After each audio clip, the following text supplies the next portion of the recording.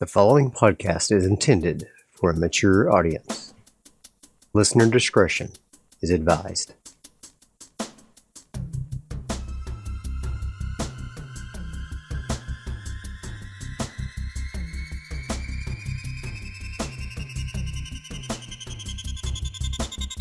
Welcome to Alone in the Realm, a premium solo TTRPG podcast. I'm DV, your humble GM and adventurer. Alone in the Realm is a podcast where we let the dice drive the story, and we are along for the ride. No characters beyond death, and we let the dice lay where they fall. We'll be playing Mothership by Tuesday Night Games, and the Mega Dungeon module, Gradient Descent, by Luke Gearing.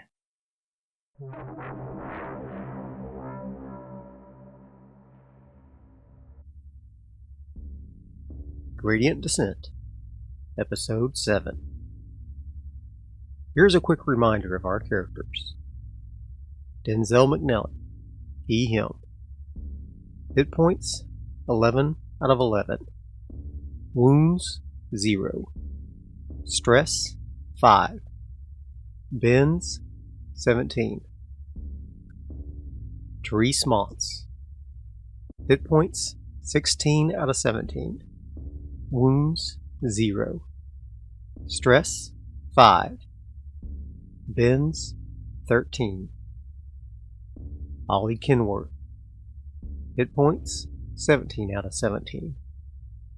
Wounds, 0. Stress, 9. Bends, 10. Ada, Automated Droid Assistant. Hit points, 3 out of 14. Wounds, 1 out of 3. Stress, 6. Bends, 22.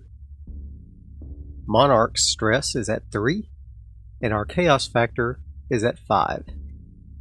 Now we'll test the scene with a D10. That's a 5, an altered scene. We'll roll on the scene adjustment table, also a D10. A 6, add an object. Now I'll roll on the object table. I got cute plus fancy. I have a vague idea how this might come into play, depending on if we get to the right place in the station. We'll see how this plays out. In the last episode, the crew recovered some blueprints for an improved jump drive strapped to an EMP mine, their first artifact. They still do not know what it is, however. They also recovered a data chip that they don't know the contents of. In the kitchen area of the visitors floor, they came upon a security droid who left, then came back with trouble. A firefight ensued in which Ada was injured and 2 of the 4 security droids were killed. Monarch offered to escort the crew into the vacuum of space, but the crew respectfully declined. Denzel asked Therese to contact Arcady for pickup, and that's where we're picking up on the story. Unbeknownst to the characters, 14 more security droids will arrive at their location in 40 minutes.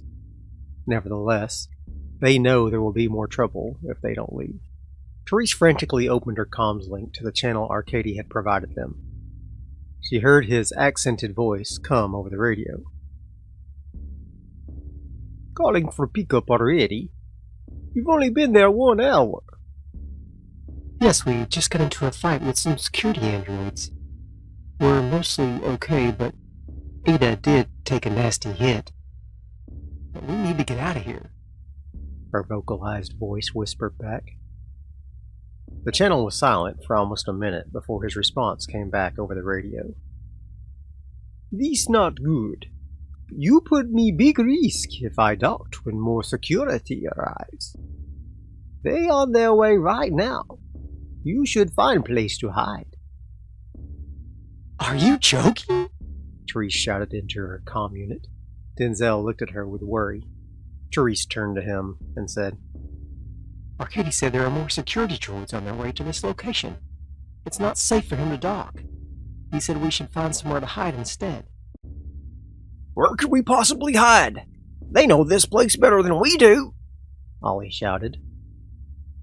Therese relayed their concern back to the first diver. I understand why you fear. Arcady will help you find place. Are you still on first floor?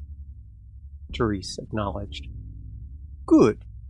If you go down steps from reception, pass through broken security checkpoint, and hide in office cubicles.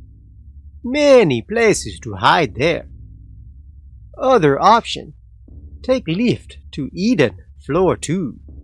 Security droids not common there, but still not safe. Nowhere really safe indeed. Perhaps we should seek shelter with the Minotaur in Eden. Ada stood up with Ollie's help. Denzel shook his head. From Noriko's instructions, it might take us a while to find him. Let's make our way to these cubicles and see if we can find somewhere to hide there. Should we grab the logic core of these dead droids? Ollie asked. We don't have time, I'm afraid. We need to keep moving. Grab their SMGs and ammo, though. Mythic Fate Check. How many magazines do they find on the androids? I'll roll a 1d5. I got a 5. They decided to just take the magazines and leave the extra SMGs. They hustled back through the cafeteria and into the hallway outside of the reception area. The bulkhead door was still ajar as they had left it, and they peeked through. Now I'll roll a encounter check, D100. That's a 60. None. With no one in sight, they hurried through the reception area and rushed down the concrete stairs. At the foot of the steps was an airlock door that they opened as quickly as possible. Inside, the checkpoint was in a state of complete carnage. A bulletproof glass box filled the center of the room, with a general-purpose machine gun and a bubble turret within. The box was completely blown apart and the machine gun was scrap metal. They cautiously approached to see a security android inside the box, but also blown apart. Its head had been ripped open, presumably to get the logic core. Across the airlock, a large metal security gate barred the way. Ada pulled out her crowbar and began to pry at the gate as quickly as she could. Ada, make a strength check with advantage because she has a crowbar.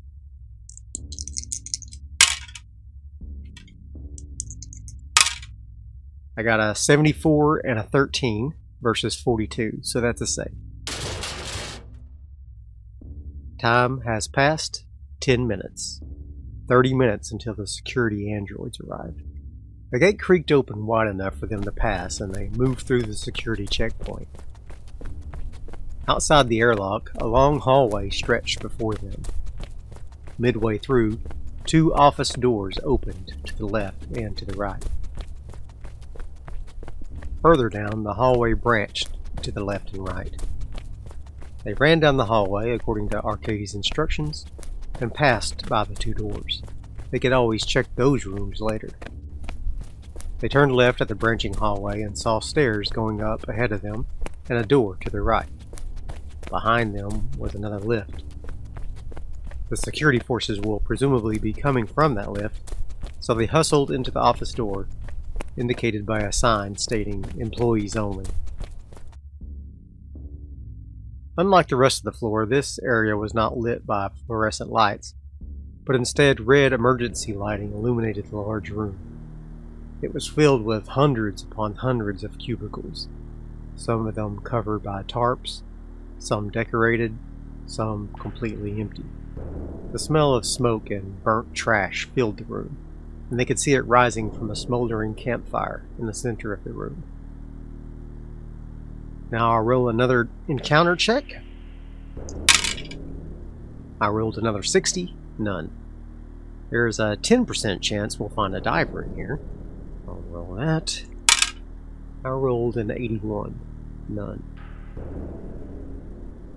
They desperately began looking through the more covered cubicles, and found 4 that were close together and all covered from sight. They squeezed in under the desks of their respective cubicles, weapons at the ready. Ollie reached behind him, grabbing at something he was sitting on.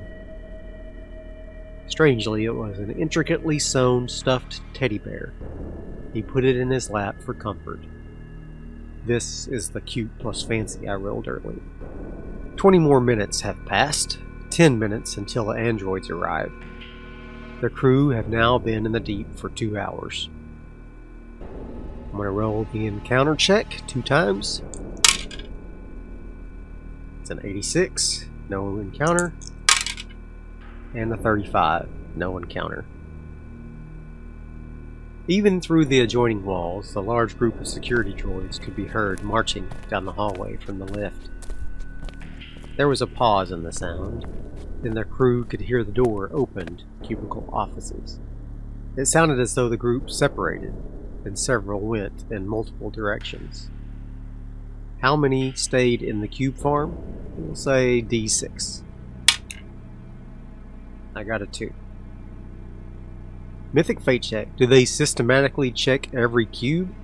Unlikely.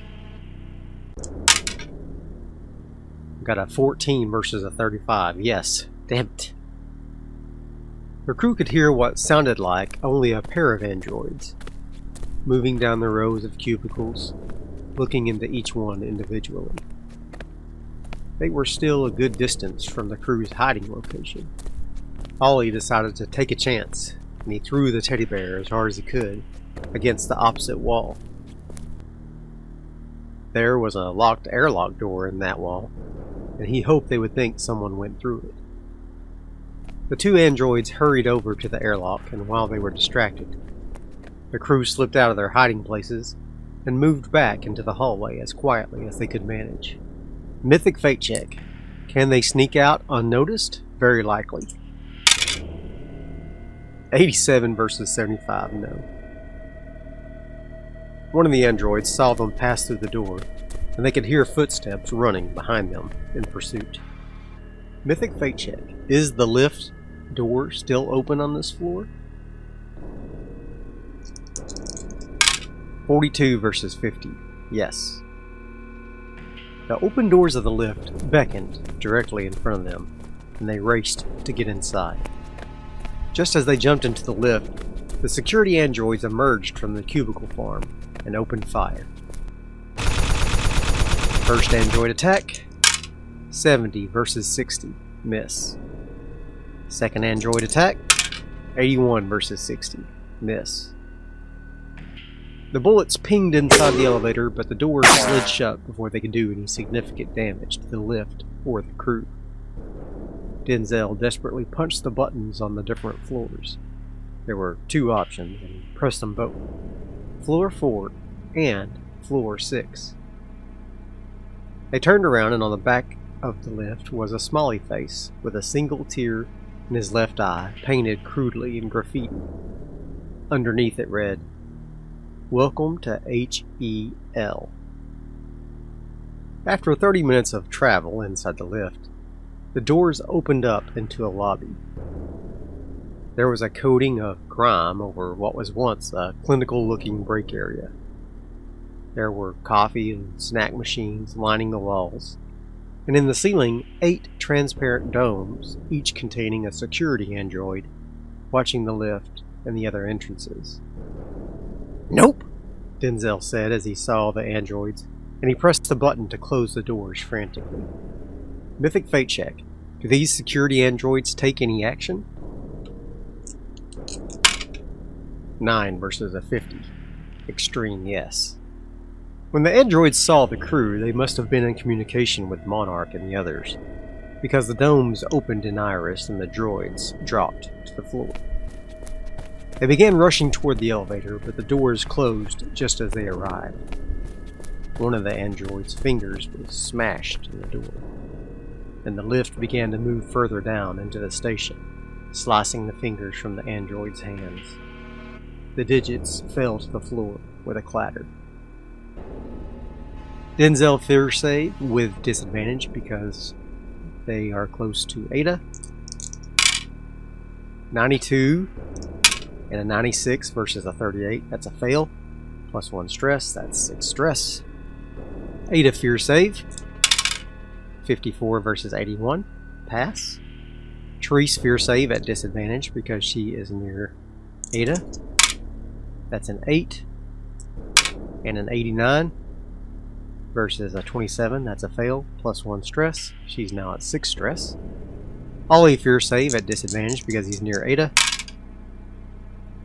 21 and 46 versus a 29. Fail. Plus 1 stress. He's now at 10 stress. The elevator takes another 20 minutes to arrive at floor 6. End of scene. I'll increase the chaos factor plus 1 to 6 now.